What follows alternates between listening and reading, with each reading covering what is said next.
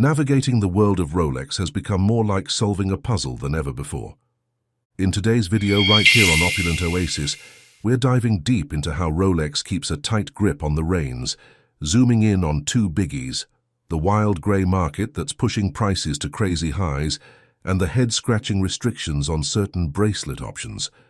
We'll break down why they're playing it this way, what it means for us watch lovers, and how it shapes the whole luxury game. Haven't hit that subscribe button yet? Now's a great time to join our community and keep up with all the insider insights we've got coming your way. You see, Rolex might not have its hands on the entire watch market's steering wheel, but it definitely knows how to work the gears. By artfully limiting the production of their hit models, they've turned scarcity into an art form. Everyone wants what's hard to get, right? This crafty move doesn't just boost demand, it sends prices skyrocketing. Their selective distribution through authorized dealers, who often roll out the red carpet for their favorites first, means if you're not in the inner circle, you might find yourself shelling out big bucks on the grey market. Here, prices are as inflated as a parade balloon, and while Rolex isn't directly puffing them up, their scarcity playbook sure does the trick. The grey market thrives on Rolex's firm grip on its supply chain. Here's the skinny. Authorized dealers and Rolex's own boutiques receive only a trickle of their hottest models. This scarcity turns into a gold rush on the grey market, where these timepieces fetch prices that could bring tears to a billionaire's eyes, often doubling or even tripling their original price tags. While Rolex isn't exactly the puppet master of the grey market, their production stranglehold certainly sets the stage for its blockbuster success.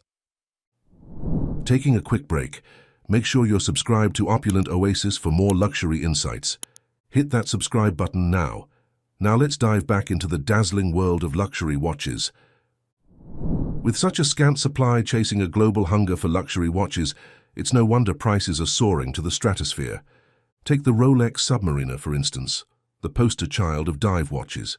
This isn't just a watch, it's a piece of engineering wizardry. With a unidirectional rotatable bezel, a scratch-resistant Cerachrom insert, and glow-in-the-dark features that could light up an octopus's garden, the Submariner is as functional as it is fancy. Yet snagging one from a boutique is like winning the lottery, which explains why they vanish quicker than a magician's coin on the grey market. Rolex's playbook of keeping these beauties rare isn't just about exclusivity, it's a smart move to keep their watches as desirable as ever, even if it means some die-hard fans have to pay top dollar to sport one on their wrist. And it's not just the elusive models causing headaches. Rolex's approach to accessories could use a sprinkle of flexibility.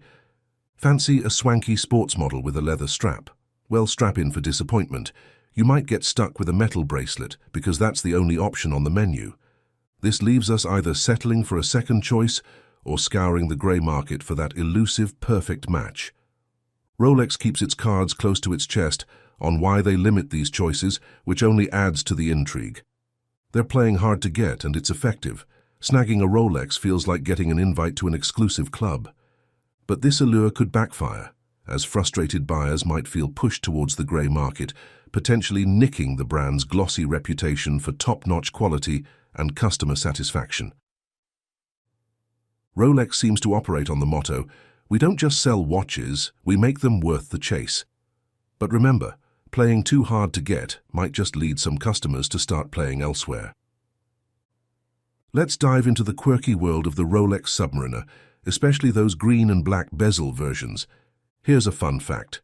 Opting for the green instead of the black bezel will lighten your wallet by an extra $550.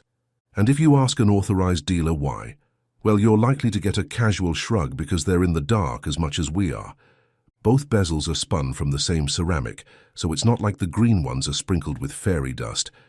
Maybe getting that perfect shade of green is trickier than we think, leading Rolex to tweak the hue every few years in limited runs.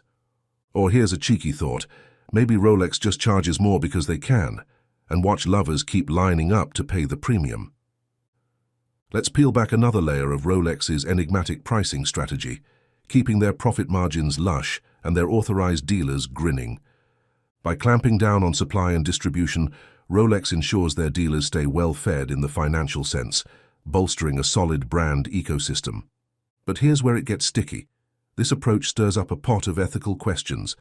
Is drumming up artificial scarcity really a legit reason to hike up prices? Consider the Pepsi model. It's essentially the same as other watches in their lineup, but behold, there's an inexplicable $550 markup tacked on.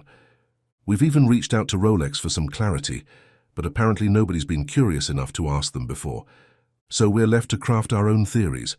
Rolex seems to set their prices based on what the market will tolerate, not on any notable cost differences. Then there's the curious case of the Rolex bracelet swap. If you're sporting a Datejust, switching between a Jubilee and an Oyster bracelet is as easy as pie. But wander into the world of GMTs, and suddenly it's like you've entered a bracelet bureaucracy.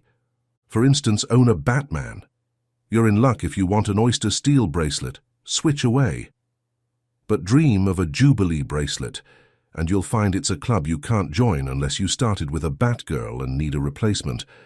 This labyrinth of bracelet policies has many scratching their heads, especially since the market prices can swing wildly depending on the configuration. Why does Rolex enforce these peculiar policies? It seems they're keen on keeping the market reins tight, ensuring customers don't make a fast buck on their investments. So there you have it. Rolex likes to keep a firm grip on the wheel, making sure the only racing happening is under their watchful eye. Rolex's grip on the market is more than just a grey market maneuver. It's a full-on strategy seen across the luxury goods sector, where brands hold the reins tight on distribution, pricing, and customer experience. This brings up a hefty question. What really pumps up the value of luxury? Is it top-notch quality, the glow of brand prestige, or maybe a bit of both, jazzed up by a scarcity effect? Rolex doesn't just coast on its name, it backs up its prestige with serious commitment to craftsmanship. Every watch is put through the ringer, rigorous testing to ensure it ticks just right, lasts long, and keeps its chic against the sands of time. Rolex isn't just riding the waves of tradition, they're surfing the cutting edge of technology too. While they tip their hats to their storied past, they're also busy in the lab, whipping up the latest materials and tech to keep their watches at the forefront. This blend of old-school craftsmanship and modern mojo ensures Rolex remains a hot ticket item on every watch enthusiast's wish list. And their marketing, it's nothing short of brilliant. From flashy sponsorships to slick ads, Rolex knows how to keep its sparkle in the spotlight. By proudly flaunting its heritage, Rolex continues to charm wrists and capture hearts across the globe, cementing its status as a heavyweight in the luxury watch arena. However, with great power comes great responsibility, or in Rolex's case, a lot of watchful eyes. By keeping their watch supply as tight as a drum, they whip up a frenzy of scarcity that sends demand through the roof. This clever move lets them stick some pretty hefty price tags on their timepieces, but it's walking a tightrope. While these tactics might keep the cash registers humming and the brand's prestige soaring, they risk annoying loyal customers and marring their long-term charm. Looking ahead, Rolex's challenge is to keep spinning that scarcity spell while making sure they don't leave their fans out in the cold, or worse, give them the time to look at other brands. What do you think about Rolex's masterful market maneuvers? Drop a comment below with your take. If you found our chat as intriguing as a mystery novel, smash that like button and don't forget to follow us for more luxurious deep dives. Thanks for hanging out at Opulent Oasis. Tune in next time as we unravel more secrets from the glittering world of luxury watches.